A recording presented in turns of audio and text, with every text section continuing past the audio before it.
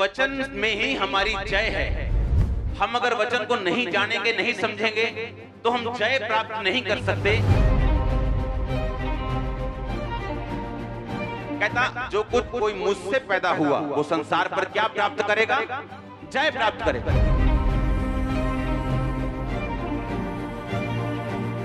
तू हर चीज पे ओवरकम कर जाएगा। तेरी लाइफ का हर स्ट्रगल विक्ट्री में बदलेगा, जीत में बदल जाएगा। अगर तुम किससे पैदा होगा? मुझसे।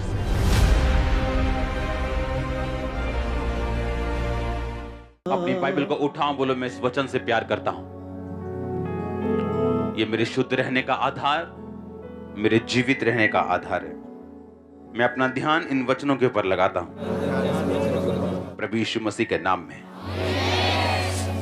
तारीफ करो जोर से। पहला यूहन्ना 5 उसकी 1 आयत से मैं पढ़ूंगा। जिसका ये विश्वास है कि यीशु ही मसीह है और वह परमेश्वर से उत्पन्न हुआ है, और जो कोई उत्पन्न करने वाले से प्रेम रखता है वह उससे भी प्यार करता है जो उससे उत्पन्न हुआ है। जब हम परमेश्वर से प्रेम रखते हैं, हम उसकी आज्ञाओं को मानते हैं, तो इसी से हम जानते हैं कि हम परमेश्वर की संतानों से प्रेम रखते हैं। क्योंकि परमेश्वर से प्रेम रखना यह है कि हम उसकी आज्ञाओं को माने और उसकी आज्ञाएं कठिन नहीं।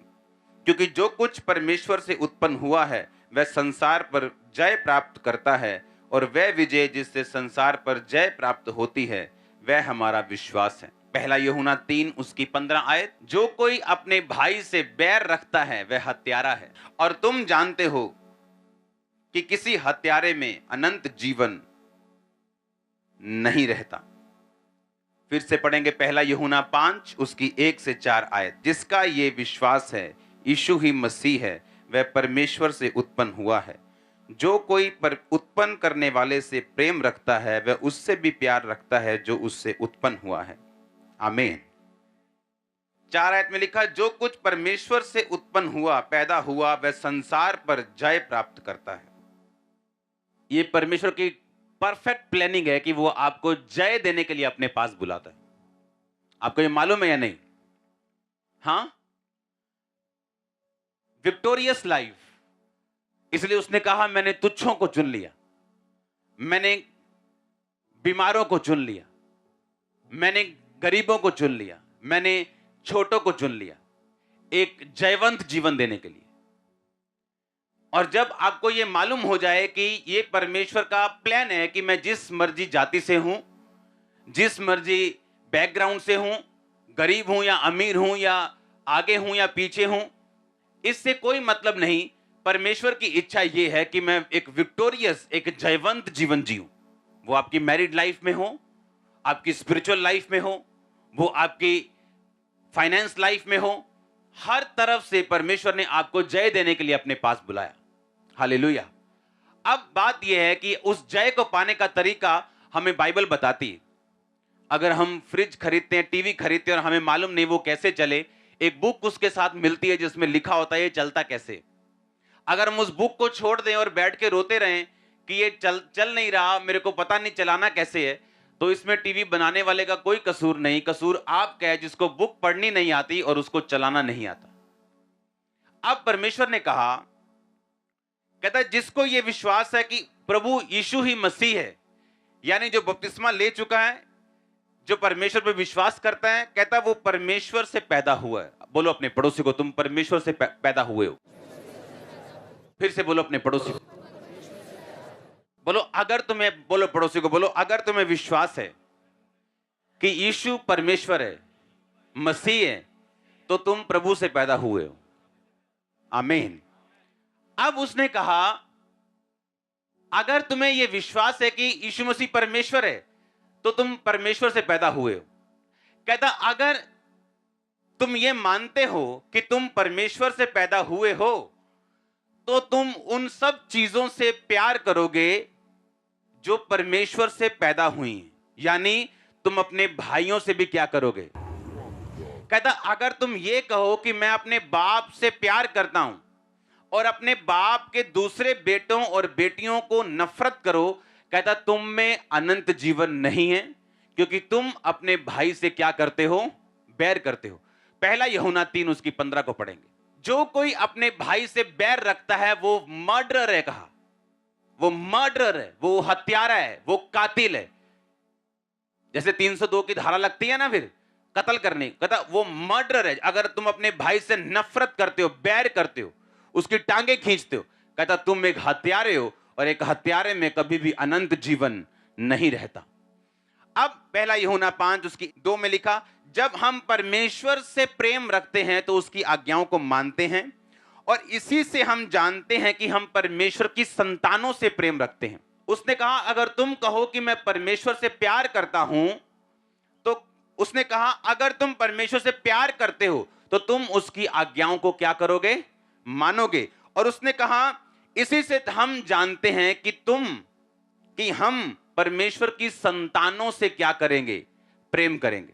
कहता अगर कोई ये कहे मैं अपने बाप से प्यार करता हूं और अपने भाइयों से नफरत करे तो वो अपने बाप से असल प्यार नहीं करता।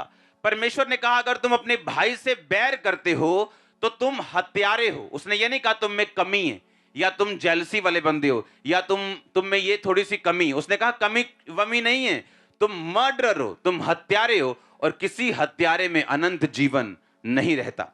आगे उसने कहा क्योंकि परमेश्वर से प्रेम रखना यह है कि हम उसकी आज्ञाओं को माने, और उसकी आज्ञाएं मुश्किल नहीं, क्योंकि जो कुछ परमेश्वर से उत्पन्न हुआ है वह संसार पर जय प्राप्त करता है, और वह विजय जिससे संसार पर जय प्राप्त होती है हमारा विश्वास है। अब उसने कहा इंग्लिश में, for whatsoever is born of God overcometh the world. जो कुछ परमेश्वर से पैदा हुआ वो संसार पर जय प्राप्त करता है। प्रॉब्लम कहां पे? आप चाहे जानते हो चाहे ना जानते हो, पर शैतान इन वचनों को जानता है। आपको मालूम, वो इन वर्ड्स को जानता है।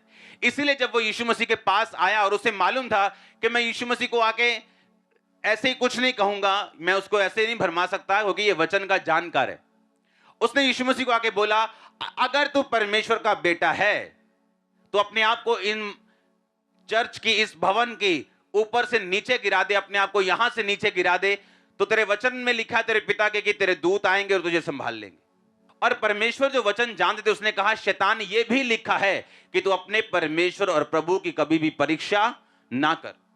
जब पौलुस के हाथ में सांप ने डंक मारा था तो पौलुस सांप से पंगे नहीं ले रहा था, वो जंगल में जाके कोबरा नहीं पकड़ा था कि देखता मैं केड़ा सांप मैनू वड़दा। बाइबल कहती वो आग जलाने के लिए लकड़ियां बटोर रहा था और अचानक सांप ने काटा और उसको कुछ नहीं हुआ।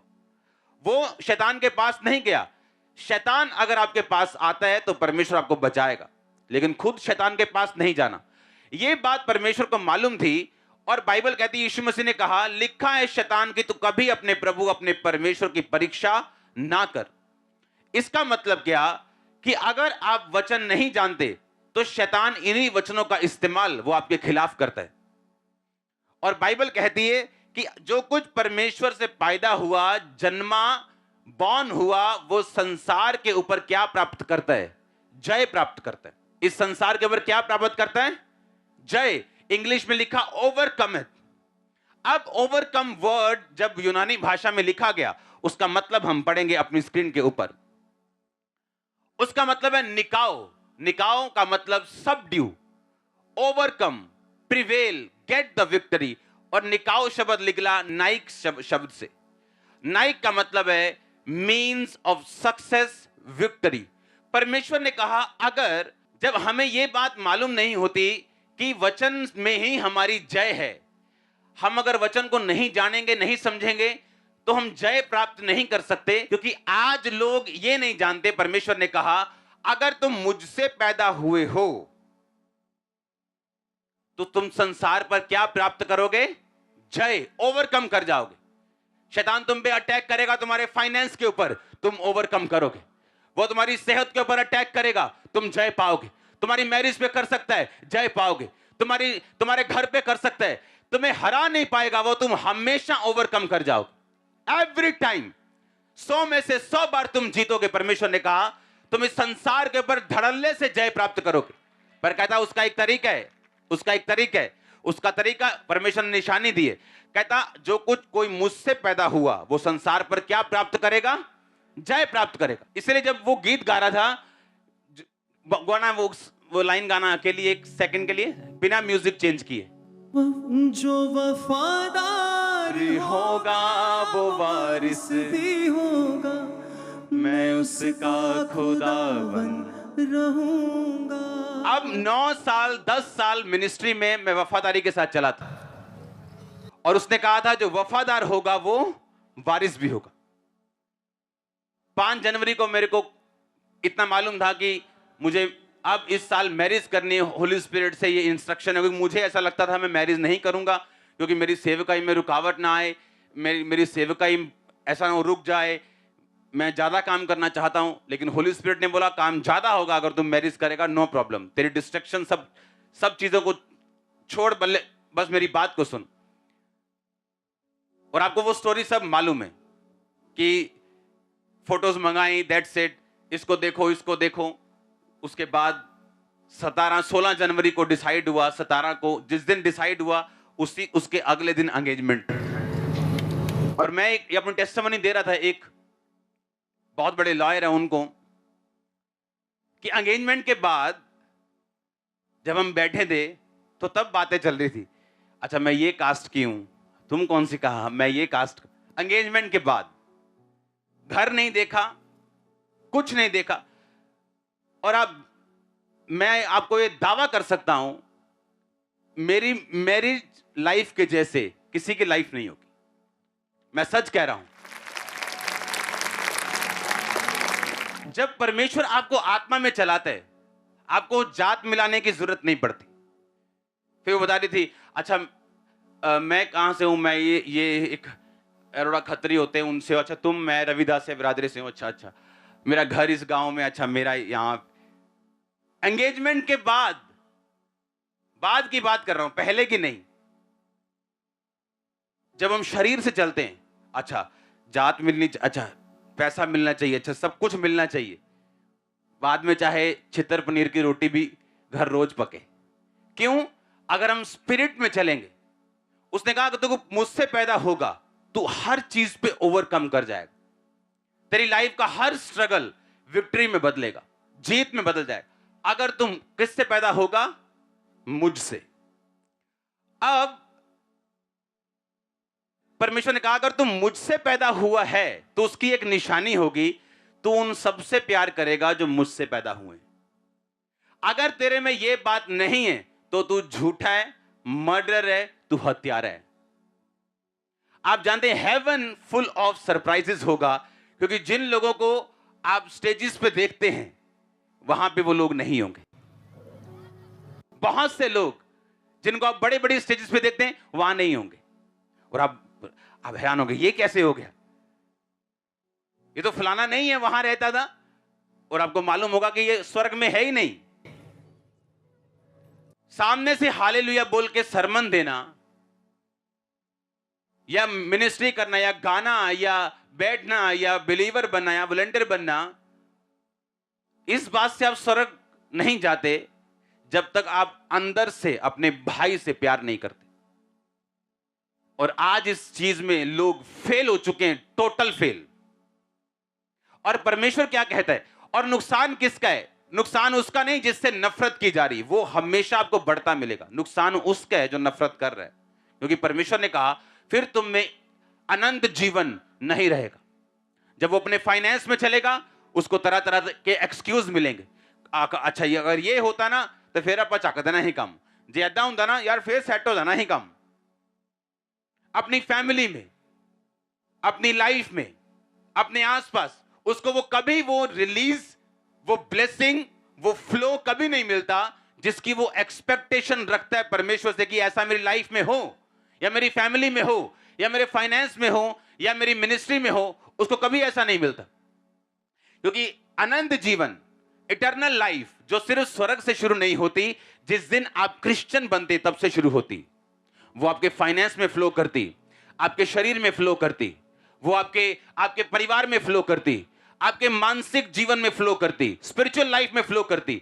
और जब वो आपकी लाइफ में फ्लो करना शुरू करती है, आपकी लाइफ में लाइफ बढ़ती है, आप जीवित होते हैं, अपनी हर एक पहलू में, हर एक चीज में आप जीवित होते हैं। और जब आप बैर करते हैं, नफरत करते हैं, वो आप नहीं जानते वो चीजें गायब हो जाती हैं।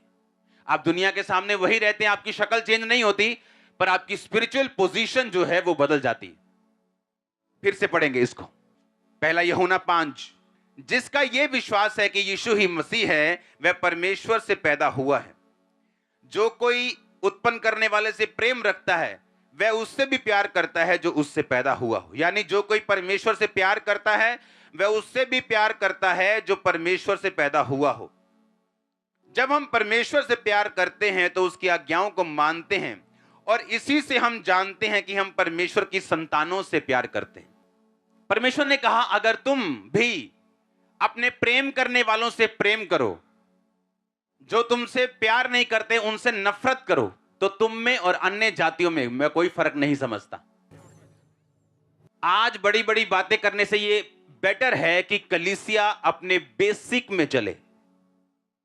एक मकान पे अच्छे से अच्छा पेंट, अच्छे से अच्छा ईंटें, सरिया, अच्छा फर्नीचर, बेस्ट सीलिंग लगा के अगर उसका बेस कमजोर छोड़ दोगे तो एक दिन उल्टा और शर्मिंदगी होगी, क्योंकि लोग बोलेंगे कि क्या बेस्ट से बेस्ट सामान लगाया लेकिन मकान ढह गया। इससे अच्छा यह कि लोगों की परवाह ना करते हुए अपना बेस स्ट्रांग करो, चाहे वो घर थोड़ी देरी से बने, मुश्किल बने, लेकिन जब वो बन जाए वो एक सदा का घर हो। और ऐसा करने के लिए प्रभु ने आपको अपने पास बुलाया। परमेश्वर ने कहा, अगर तुम मुझसे प्यार करोगे तो मुझसे जो जन्मा है तुम उससे भी प्यार करोगे। चाहे वो तुम्हारे साथ सेम विश्वास नहीं शेयर करता तो भी, उसकी डॉक्ट्रिन थोड़ी अलग हो तो भी, अगर वो तुम्हारे साथ सहमत नहीं है तो भी, पर कहता अगर तुम बैर करते हो तुम एक मर्डरर हो। परमेश्वर तुम्हें एक मर्डरर की निगाहों से देखता है। आज प्रॉब्लम पता क्या है चर्च में?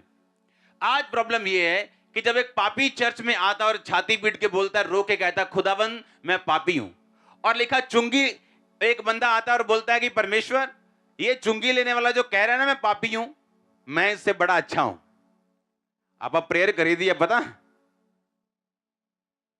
हम प्रेयर करते हैं, पता दान कितना देते हैं, और परमेश्वर ने कहा वो धर्मी और तू पापी।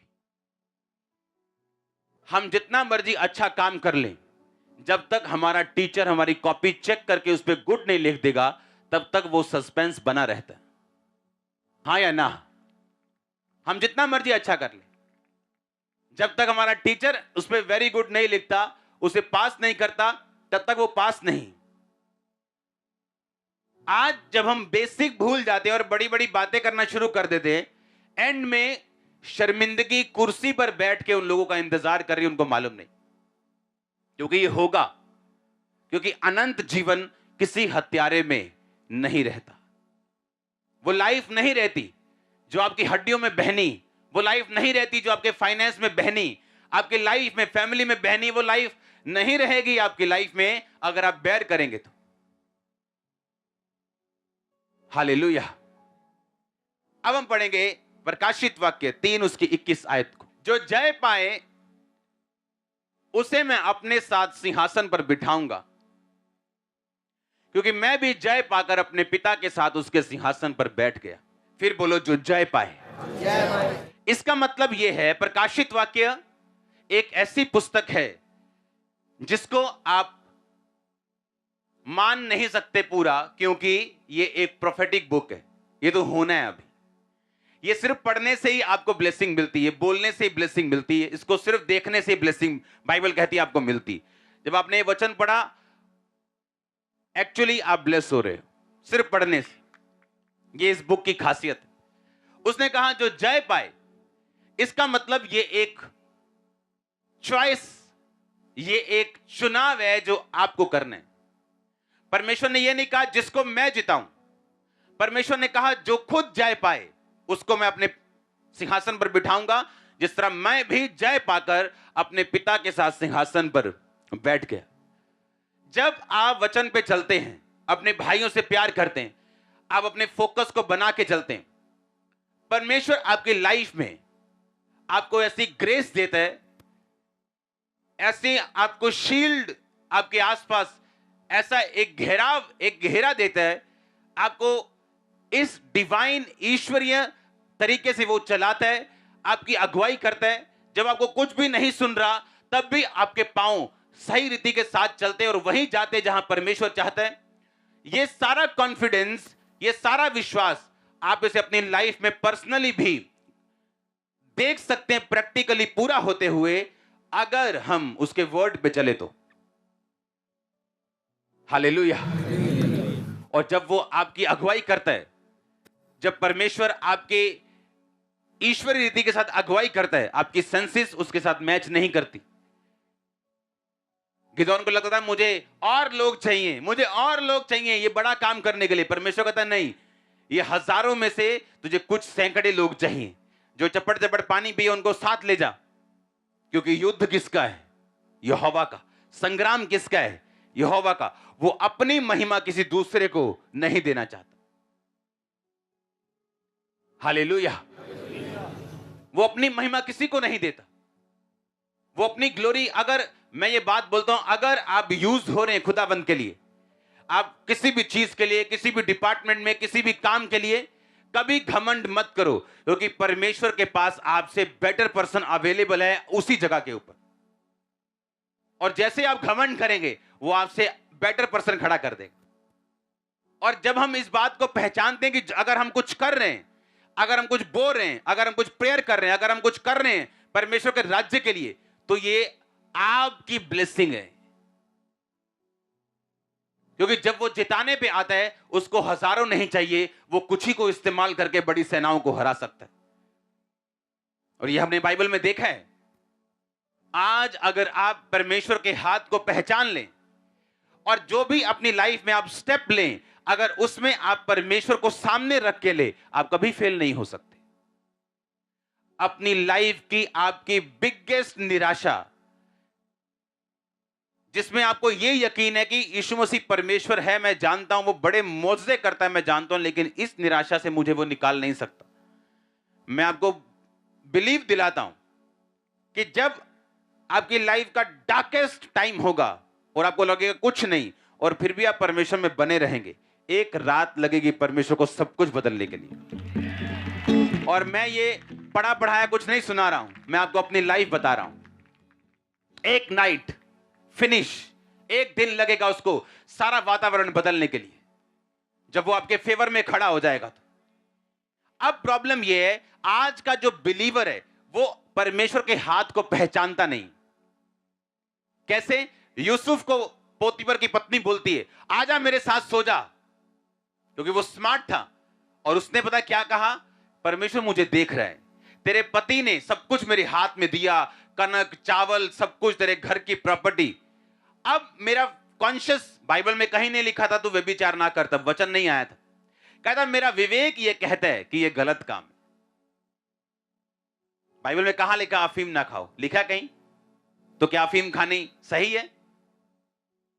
उस टाइम नहीं लिखा था व्यभिचार ना कर, पर उसको मालूम था व्यभिचार करना पाप है।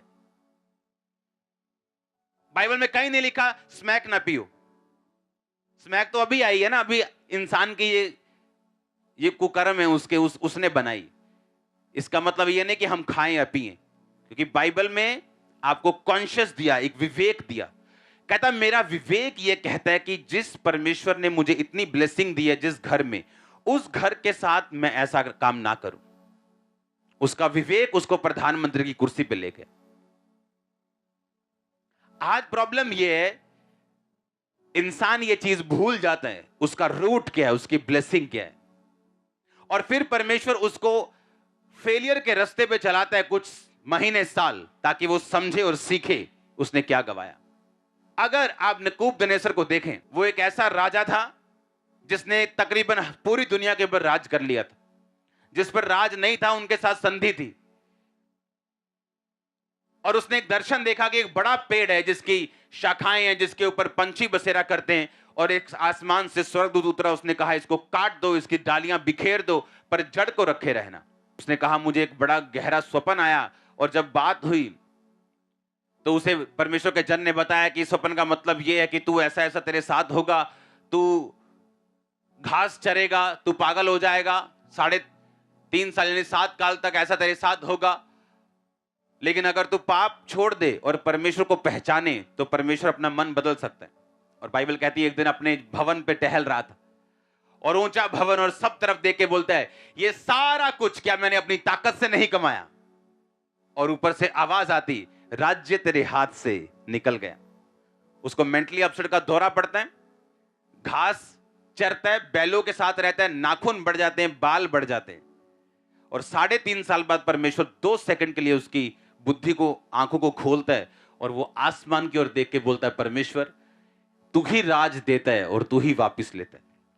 और बाइबल कहती जैसे ही उसने मुंह से कहा, दुष्ट आत्मा उसे छोड़ के चला जाता है और वो नॉर्मल होता है, अपने सिंहासन पर बैठते हैं और लोगों को बताता है कि चाहे तुम ऊंचाई पे रहो चाहे नीचाई पे रहो, हर जगह हर टाइम परमेश्वर के हाथ को पहचानो अपनी लाइफ में।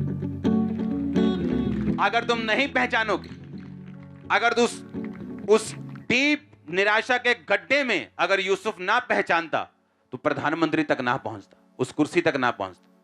और अगर नबूकदनेस्सर उस ऊंचाई तक परमेश्वर को पहचान लेता तो बैलों की तरह 3.5 साल घास ना खाता और पागल बन के ना रहता।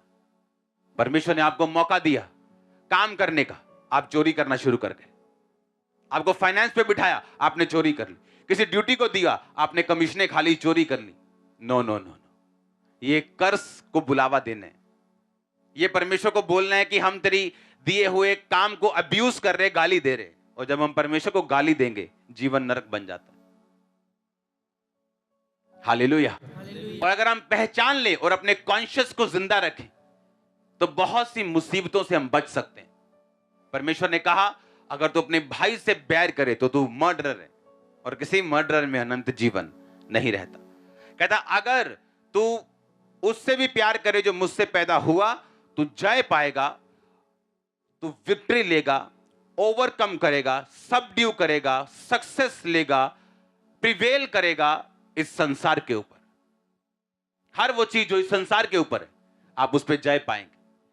परमेश्वर को पहचानो अपनी लाइफ में, अपने कॉन्शियस को, मन को, अपने विवेक को जिंदा रखो, अपने अंदर वाले आदमी की बात को सुनो। हालेलुया।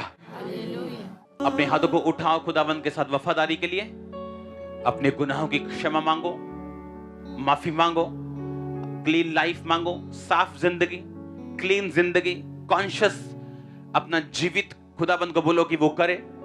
अपने गुनाहों की क्षमा मांगो क्योंकि बाइबल ऐसा कहती है जब पाप आता है, जब हम कॉन्शियस से नहीं चलते तो शर्मिंदगी उसके बाद फॉलो करती। खुदावंद को बोलो खुदावंद मुझे हर एक शर्मिंदगी से बचा, मुझे जय दे खुदावंद। मैं अपने भाई से प्यार करता हूं, मैं अपने विवेक के अनुसार चलता हूं। हिलाओ अपने हाथों को और मांगो परमेश्वर से। आज ग्रेस यहां पे मौजूद है, उस वफादारी के अभिषेक को और उसके मसे को मांगो।